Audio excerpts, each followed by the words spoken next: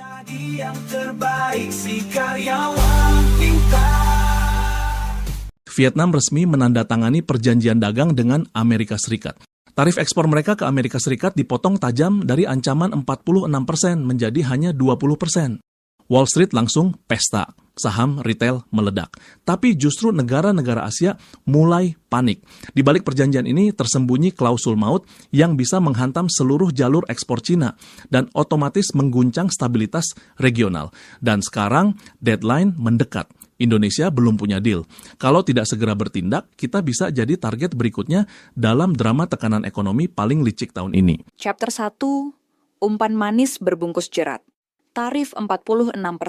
Itulah hukuman yang diumumkan Trump pada April lalu. Cukup untuk membuat lini produksi di Ho Chi Minh hampir berhenti.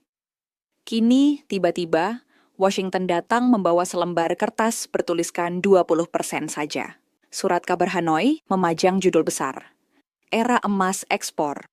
Direktur tekstil menabuh gong, sementara buruh berpose di bawah spanduk Good News sambil mengangkat ibu jari, seolah badai telah berlalu. Namun di balik halaman depan yang gemerlap, tersembunyi lampiran setebal laporan tahunan. Satu pasal tipis, tetapi setajam bilah silet. Setiap barang dari negara ketiga yang hanya numpang lewat Vietnam akan dikenai tarif 40% saat mendarat di Long Beach. Sasaran tembaknya jelas, Cina, pemasok utama bahan baku Vietnam. Jalur akal-akalan ganti label Made in China menjadi Made in Vietnam langsung dikunci tanpa kompromi. Euforia pun tercekat. Dong Vietnam sempat menguat sepersekian persen, lalu melemah ketika pedagang falas meneliti teks lengkap kesepakatan. Analis Bloomberg berkomentar, sulit merayakan diskon bila tarif nyata justru naik dari 10 ke 20%. Investor global buru-buru menggeser dana sementara ke obligasi Singapura. Mereka tak mau terjebak di tengah tarik-tarikan dua raksasa. Ada hadiah lain yang luput disebut, produk Amerika masuk Vietnam tanpa bea. Defisit perdagangan Hanoi bisa melebar, dan pabrik lokal dipaksa bersaing melawan barang impor yang datang seperti tamu VIP. Diskon yang tadinya terasa manis mendadak berubah getir, karena setiap potongan harga di meja negosiasi selalu dibayar dengan kontrol yang kian rapat. Manis di bibir, cekik di leher, hadiah berlapis emas, padahal di bagian dalam teranyam tali sutra yang menjerat. Chapter 2, Reaksi Cina dan Dampak Regional. Reaksi Cina terhadap deal Amerika Serikat-Vietnam nggak datang lewat amarah, tapi lewat kalimat diplomatik yang dingin dan tajam. Dalam konferensi pers di Beijing, juru bicara Kementerian Perdagangan Cina, He Yongqian, menyatakan, kami menentang keras pihak manapun yang mencapai kesepakatan dengan mengorbankan kepentingan Cina. Artinya jelas, kalau Beijing merasa kepentingannya diserempet, mereka siap menyerang balik. Cina sedang menilai isi kesepakatan dagang antara Washington dan Hanoi, tapi pesan mereka gamblang. Jika kepentingan kami dirugikan, akan ada tindakan tegas untuk melindungi hak kami. Dan itu bukan sekadar ancaman kosong. Karena selama ini Vietnam sangat bergantung pada China untuk pasokan bahan baku, komponen elektronik, dan rantai pasok manufakturnya. Begitu ada klausul transshipment dalam deal Amerika Serikat Vietnam yang mengenakan tarif 40% untuk barang dari negara ketiga yang transit lewat Vietnam. Maka posisi Hanoi jadi serba salah, padahal banyak jalur logistik Asia dibangun bertahun-tahun dengan Vietnam sebagai simpul transit. Barang dari Cina masuk ke Vietnam, dirakit, lalu dikirim ke Amerika. Sekarang jalur itu diganggu hanya karena satu pasal dalam satu kesepakatan. Bloomberg dan Time menyebut kebijakan ini bisa mengacaukan rantai pasok Asia, bukan cuma China yang kena. Negara seperti Indonesia, Thailand, dan Malaysia juga bisa kehilangan efisiensi jalur ekspor. Dan untuk negara seperti Indonesia yang juga sangat tergantung pada ekspor bahan mentah dan komponen rakitan, pukulan seperti ini bisa terasa jauh sebelum tarif benar-benar berlaku. Analis Mizuho, Vishnu Varadhan menulis, ekonomi Asia sangat rentan terhadap tekanan geoekonomi dua sisi, karena ketergantungan yang besar pada Amerika Serikat dan China. Di sisi lain, produsen Cina yang sudah pindah ke Vietnam memang sedikit lega, deal ini dianggap lebih baik dari yang diperkirakan.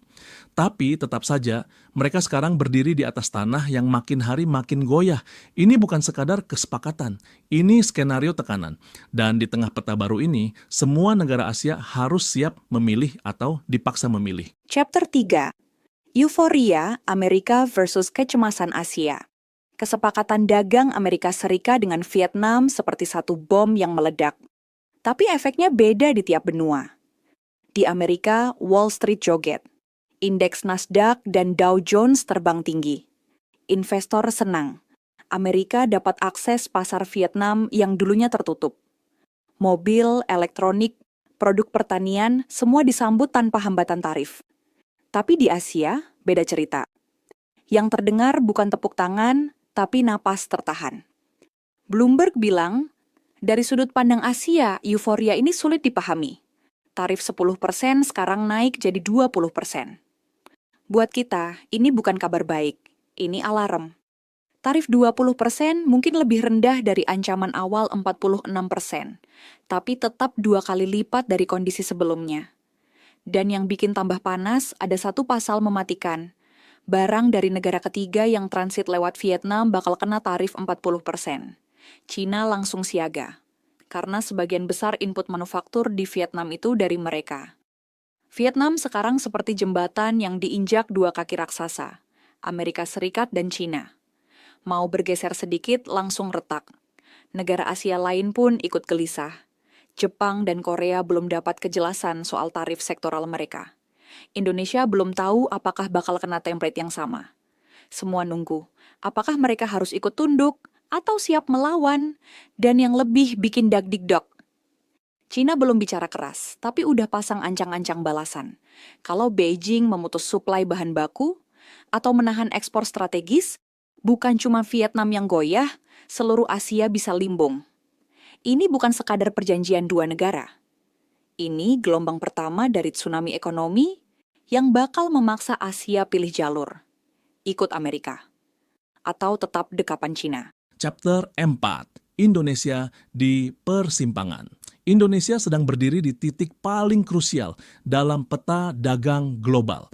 Sampai hari ini belum ada kesepakatan resmi yang ditekan dengan Amerika Serikat.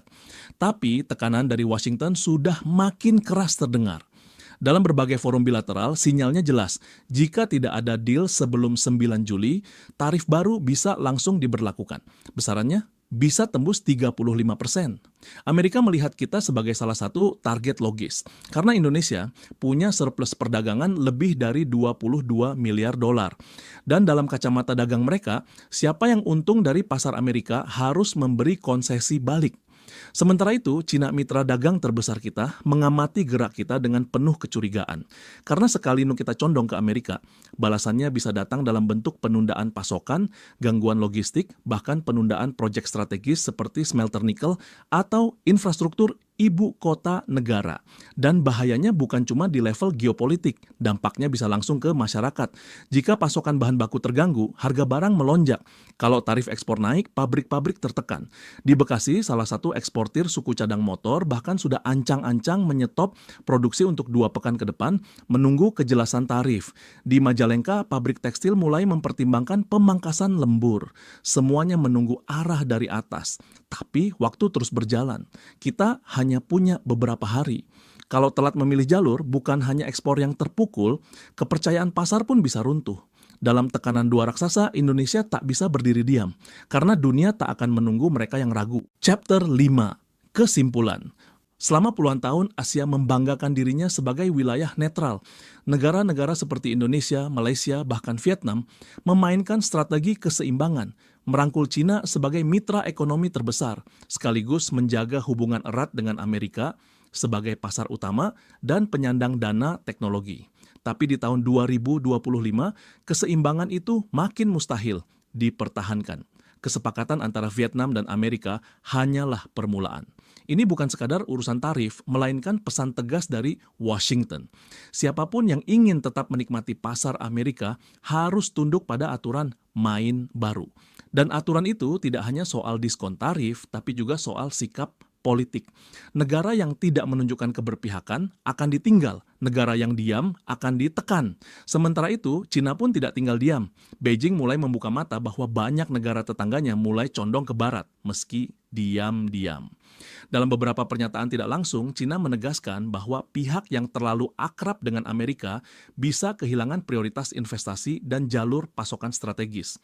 Dalam konteks ini, netralitas bukan lagi strategi aman. Justru netralitas dianggap ambigu, rapuh, dan bisa menimbulkan kecurigaan dari kedua belah pihak. Bagi Indonesia dan negara Asia Tenggara lain, ini adalah titik balik. Kita tidak bisa terus-menerus berharap semua pihak akan mengerti posisi kita. Dunia hari ini bergerak cepat dan kadang hanya menghargai keputusan ekstrim. Apakah kita berdiri di sisi Amerika atau tetap di bawah bayang-bayang ekonomi Cina? Tidak ada jalan tengah yang aman ketika dua kekuatan besar saling berhadapan tanpa kompromi. Tantangannya bukan hanya soal ekspor, tapi juga keberanian untuk menentukan sikap. Apakah kita siap kehilangan pasar? Apakah kita siap berdiri sendirian? Atau justru ini saatnya Asia menciptakan poros baru yang tidak bergantung pada dua kutub kekuasaan global? Sekarang waktunya kita bertanya, apakah Indonesia masih bisa bertahan dengan strategi netralitas ketika dunia makin brutal dalam memaksa pilihan? Apakah kita masih percaya bahwa diam bisa menyelamatkan kita dari badai tarif, embargo bahan baku, dan tekanan diplomatik yang datang bertubi-tubi?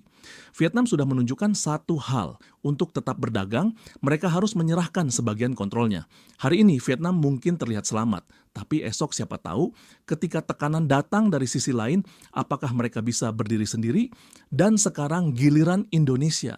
Apakah kita siap menegosiasikan jalan sendiri, atau kita akan dibiarkan memilih antara dua kutub yang tak kenal kompromi?